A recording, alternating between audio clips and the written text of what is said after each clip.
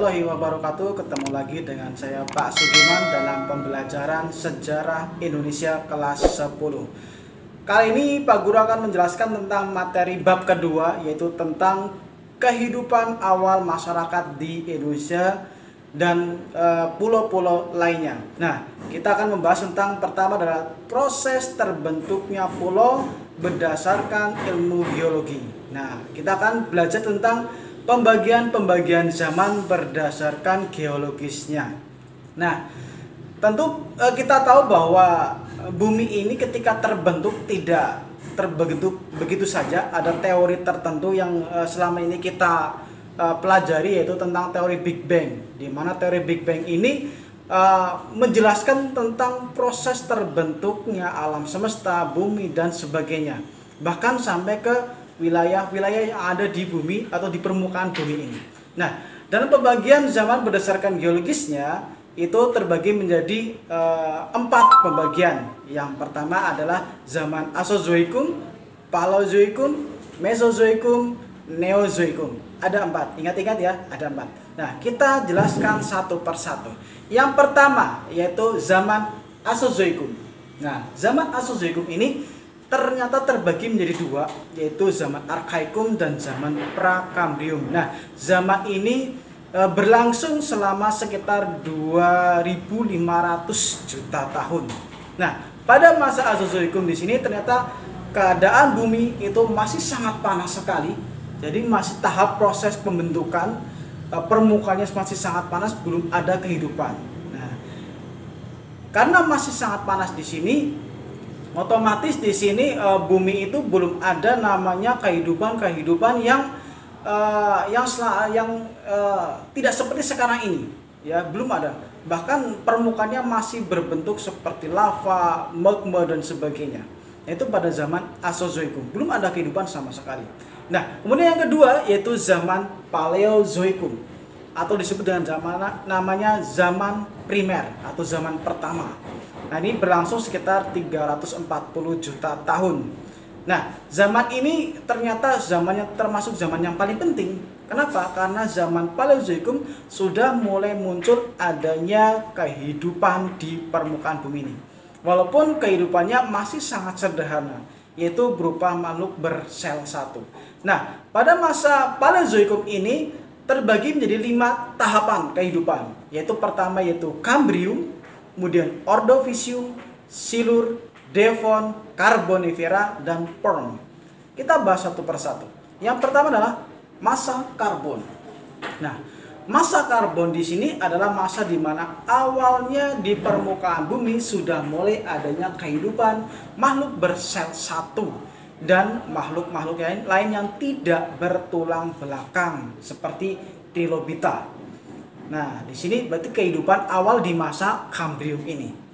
Belum ada namanya manusia jelasnya. Baru adanya makhluk bersel satu. Kemudian zaman yang kedua yaitu zaman Ordovisium. Pada zaman kedua ini itu sudah mulai adanya peningkatan, ada perkembangan. Sudah muncul namanya kehidupan makhluk bertulang belakang dan ikan yang tidak berrahang. Kemudian yang berikutnya adalah zaman ketiga yaitu zaman Silur. Nah, zaman di sini sudah mulai perkembangannya semakin cepat karena mulai adanya tumbuh-tumbuhan. Jadi tumbuhan mulai tumbuh pada masa zaman Silur. Dan di sini sudah mulai banyak bermacam-macam ikan yang sudah mempunyai rahang. Kemudian zaman berikutnya yaitu zaman Devon.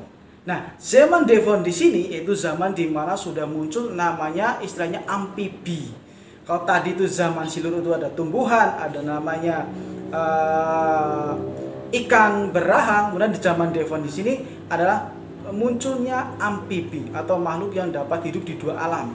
Tapi di sini amfibi yang tertua di sini masih sangat sederhana sekali bentuknya. Kemudian zaman berikutnya zaman keempat yaitu zaman Karbonifera. Di sini sudah mulai berkembang lagi. Kalau tadi muncul amfibi, di zaman Karbonifera itu sudah muncul yang namanya binatang reptil. Reptil pertama itu pada masa zaman karbon. Kemudian yang terakhir adalah zaman Perm. Di sini sudah mulai berkembang lagi.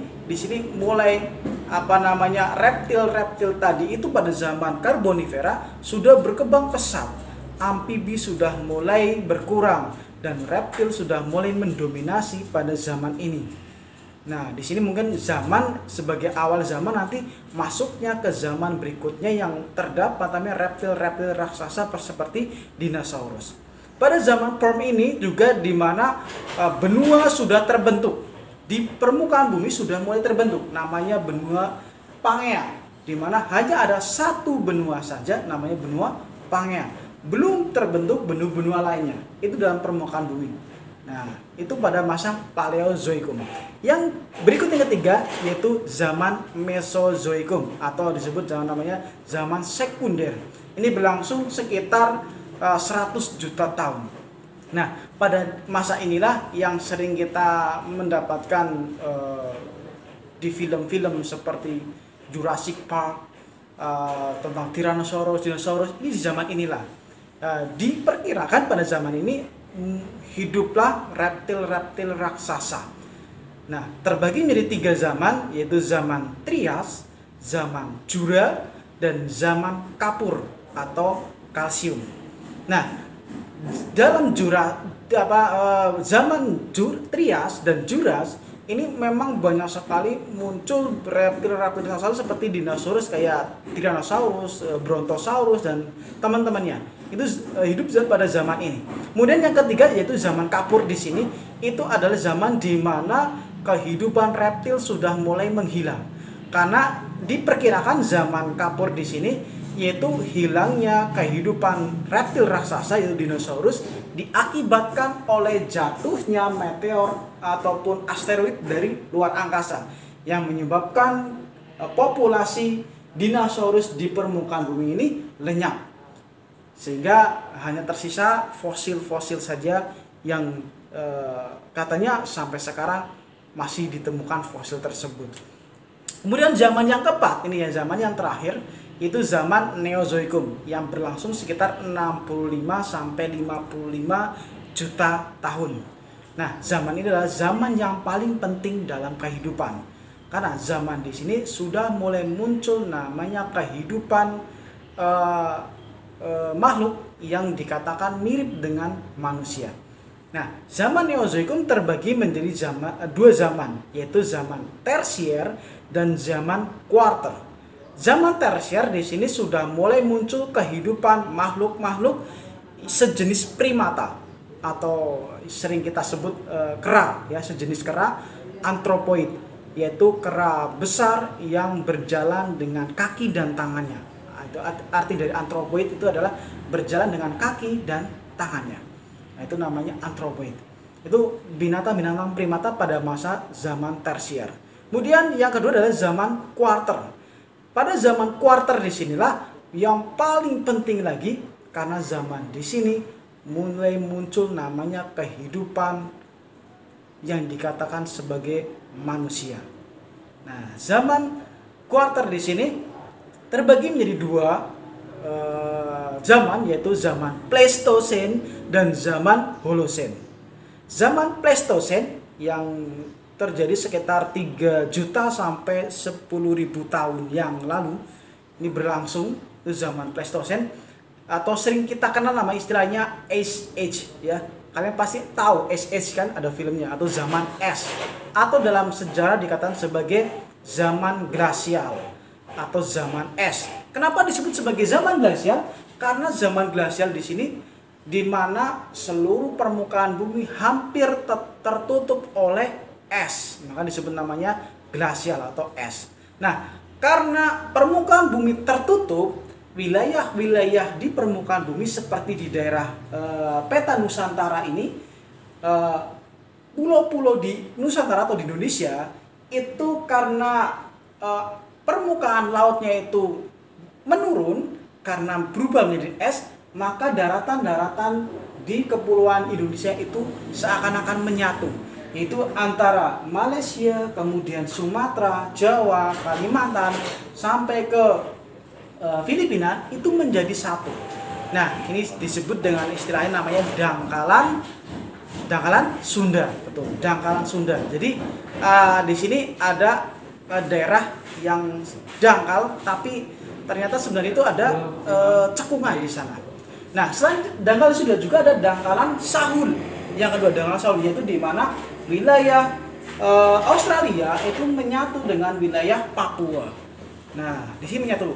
Di sini di daerah Arafuru terdapat namanya dangkalan. Arafuru namanya dangkalan Sahul. Jadi di Indonesia terbentuknya dangkalan Sunda dan dangkalan Sahul itu diakibatkan pada masa zaman glasial karena permukaan laut itu menurun karena berubah menjadi es tadi. Nah, seperti itu zaman glasial. Nah, dengan ada zaman glasial di sini karena wilayahnya itu menyatu sehingga banyak terjadi migrasi hewan ataupun fauna yang dari Asia mereka bisa menyeberang ke Indonesia tanpa menggunakan alat ataupun di sini langsung berjalan saja. Karena apa? Wilayah ini menyatu sehingga mereka berjalan. Kemudian yang dari Australia juga mereka akan berjalan menuju ke Papua. Nah, disinilah menciptakan tipe-tipe fauna di Indonesia, yaitu ada 3 kan, ada tipe Asiatis, ada Australis, ada tipe peralihan. Yang dari Asia tadi disebut namanya tipe Asiatis.